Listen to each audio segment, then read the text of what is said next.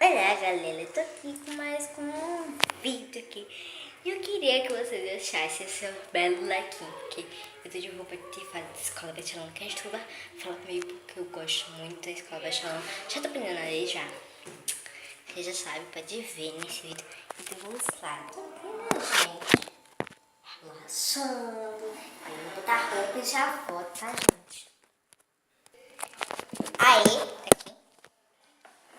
Eu vou arrumar aqui, gente. Então já temos aqui. Radical.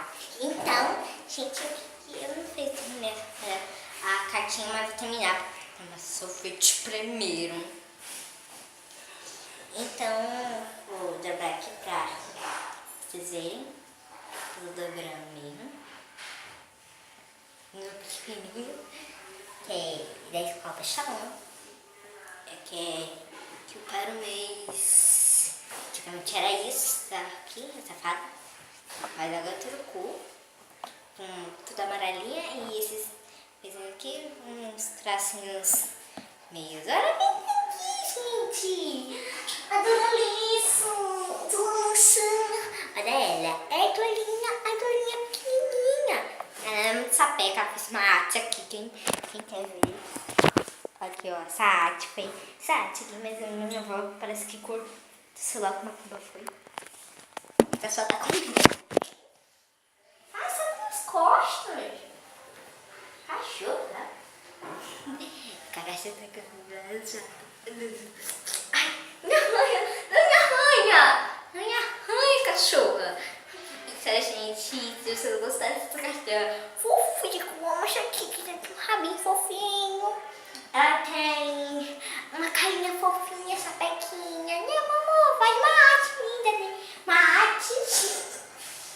É uma bagunça. A arte de cachorro é pior do que isso. É uma arte gigante na casa. E olha aqui, o rabinho. Que coisa mais linda, coisa linda. A patinha dela é muito linda. Ela não gosta muito, ela não gosta muito de beber. Ela quer beber água.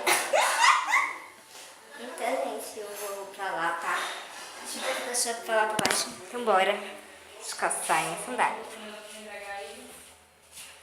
Ai, gente, quase esquecendo. Minha xuxinha. Vou levar pra casa, porque isso aqui não presta. Ai, gente, minha cabeça tá doida. Sapeca. Então, deixa eu pegar essa aqui, essa roupa. Essa cachorro, uma arte grande, hein? Vem, Dora! Vem, Dora! Adoro essa pouquinho. Eu vou mostrar depois. Vou mostrar agora porque...